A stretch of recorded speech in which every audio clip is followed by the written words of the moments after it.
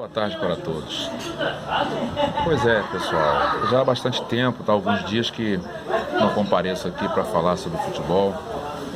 Nada profissional, falar do jeito que a gente gosta de falar à vontade, né? Houve rodada aí no final de semana com resultados interessantes.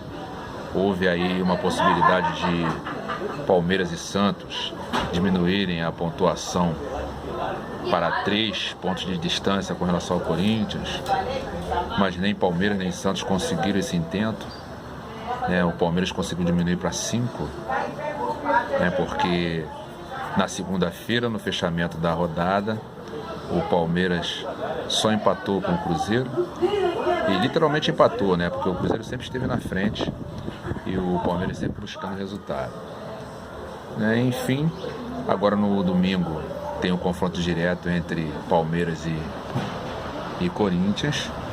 O jogo não vai ser fácil, porque o jogo é em Itaquera. O Corinthians, talvez, se tivesse com a diferença de 3 pontos, fosse mais complicado para ele, mas com a diferença de 5, o Corinthians vai dar tudo lá dentro. Não sei se joga com o time completo, acho que o Jô está com problema aí, não sabe se vai jogar ou não. E o Palmeiras vai para lá, para tentar diminuir para 2 pontos, né, o que já poderia estar em 3, e se fosse fazer o jogo agora e ganhasse, empatasse com o Corinthians no número de pontos. O Palmeiras é literalmente candidato ao título também, ao lado de Corinthians. O Santos vem um pouquinho mais atrás.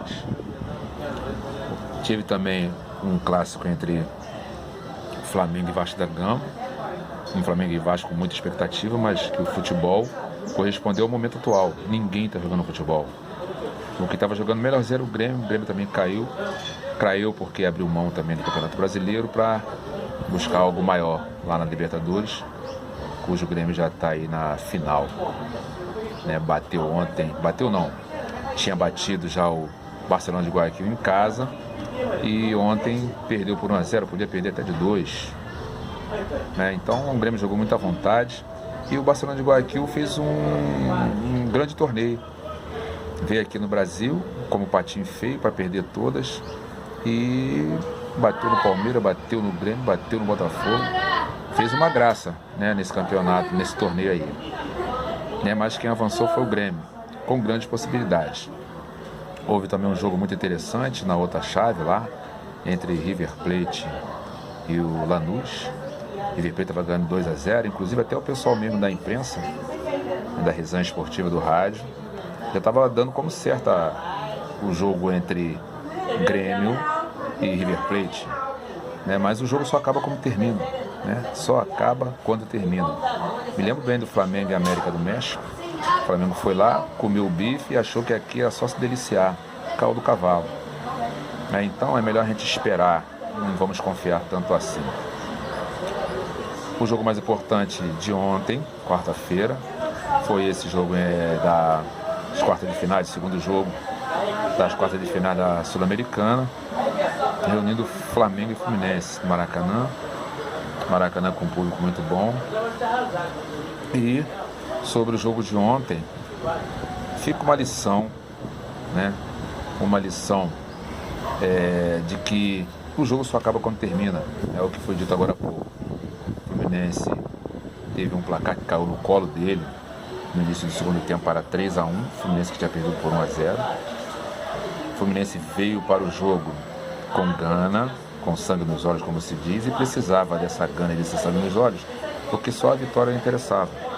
Ao Flamengo, a vitória não era a prioridade, porque o Flamengo já tinha feito uma vitória no jogo passado, e ontem bastava não perder.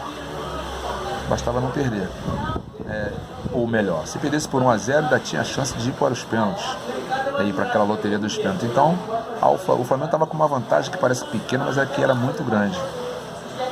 Só que aos 5 minutos, o Fluminense fez 1-0. Um detalhe muito interessante, só o pessoal da defesa do Fluminense que fez gol ontem no Flamengo. Então a gente vai entender que o Fluminense jogou para frente, né? 2 gols do zagueiro e o gol do Lucas. Atacante não tiveram uma boa performance.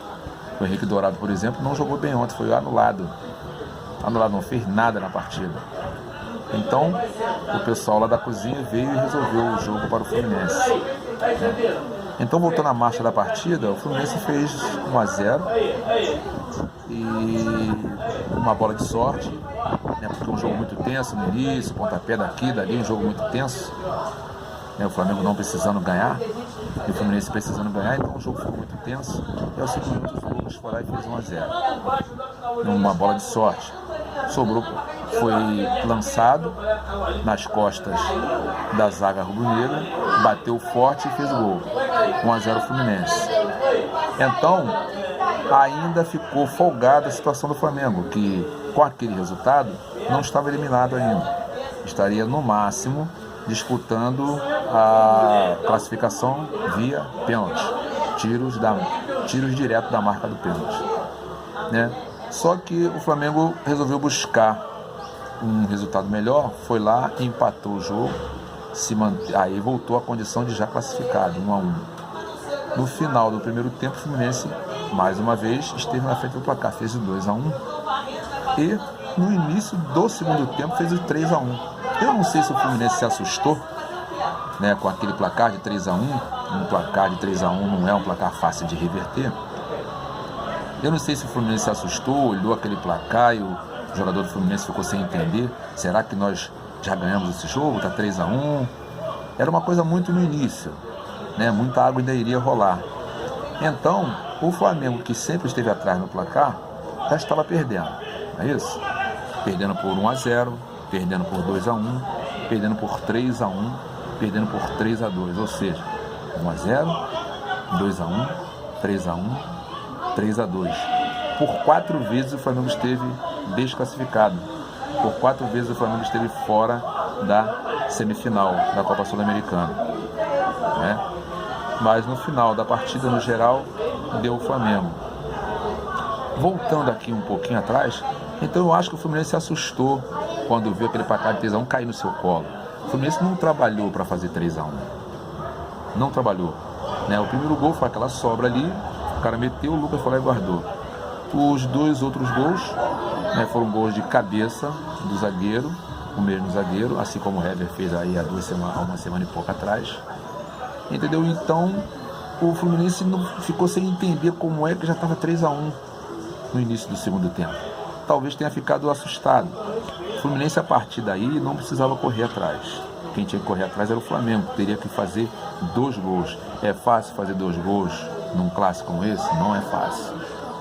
Então, o psicológico de um e de outro ficam abalados. Cada um de uma forma. O Fluminense, 3-1. Será que é isso mesmo, gente? Nós estamos 3-1, nós já estamos classificados. A gente vai segurar aqui ou vamos tentar meter o 4º gol para fechar? Entendeu? O 3-1 já está fechado. O que não pode acontecer é o Flamengo diminuir agora, fazer um 3-2, porque aí o psicológico deles vai levar vantagem sobre o nosso, né, que sempre estivemos na frente do placar, e o Flamengo acabando diminuindo para 3-2, volta ao jogo. Então o Fluminense jogava com a cabeça pensando em 2 coisas: em segurar o resultado, 3 coisas: buscar o contra-ataque e evitar que o Flamengo diminuísse para 3-2.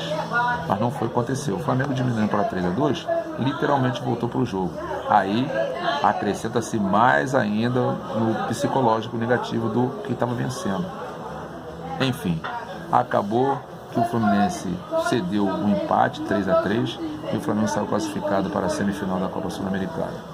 Não houve jogo de futebol, o futebol não foi bom, como não tem sido, ninguém está jogando bola. O futebol está muito abaixo, muita pressão, muita garra, principalmente no jogo de ontem, mas futebol mesmo, ninguém vem apresentando. O Grêmio era o último do Moicano, mas também caiu de produção. Agora tem o São Paulo que está dando um gosto de ver, porque está reagindo, né? Então é muito pouco para o nosso futebol, muito pouco. Agora o Flamengo vai pegar aí o vencedor do grupo onde jogam o Sport, que perdeu o primeiro jogo contra o Júnior de Barranquilla. Mas se pegar o Júnior de Barranquilla, que é o que está mostrando, né, por conta da derrota do Sport, mas o Júnior de Barranquilla não é nada o quê? Todos os jogos hoje são duros, companheiro. venha o time da América do Sul de onde vier, o jogo é duro. Barcelona de Guayaquil era uma baba até bem pouco tempo. Agora já não é mais, está comprovando todo dia que não é mais essa baba. Então, Júnior de Barranquilla, não lembro de um jogo do Flamengo contra o Júnior de Barranquilla. É claro, o Júnior de Barranquilla de 20, 30 anos atrás era um, o Júnior de Barranquilla de hoje é outro. Né? Assim como o Flamengo também. O Flamengo era um, hoje é outro. Né? O Flamengo dá muito trabalho, o Flamengo não convence, o Flamengo não tem jogado um bom futebol. Mas ontem, com garra e o coração na ponta da chuteira, chegou a alcançar o seu objetivo. Agora é aguardar o próximo adversário aí na Sul-Americana, visto que o próximo adversário dentro do Campeonato Brasileiro é o Grêmio, onde a gente vai jogar na Arena no domingo. Haverá um jogo aí, um clássico carioca, né? Enfim, aguardemos aí a rodada desse final de semana, depois de amanhã, para ver a movimentação na tabela de classificação. Perfeito? Na Fórmula 1 já tem o campeão, o Lewis Hamilton pela quarta vez é campeão. Não é que seja tetracampeão, pela quarta vez é campeão na Fórmula 1, né? E polêmica, de verdade não houve nenhuma polêmica assim tão grande dentro do futebol mundial, né? Houve assim uma informação surpreendente e temerosa com relação ao Estado Islâmico, que está ameaçando pôr o terror na Copa do Mundo do ano que vem. É preciso ficar atento a essas coisas. É preciso ficar atento. Não posso chamar isso de polêmica. Tem que chamar isso de alerta, um alerta sério. Tá ok? Então aguardemos aí o final de semana, né, Campeonato Brasileiro. Alguns times deverão jogar com seus times reserva, né? Porque não é fácil. O Juan ontem, por exemplo, voltando um pouquinho aqui atrás, o Juan ontem pediu para sair. E eu acho que ele não aguentou. O Juan é poupado, joga 2 jogos no máximo e é poupado. Só que este jogo de ontem seria o terceiro do Juan.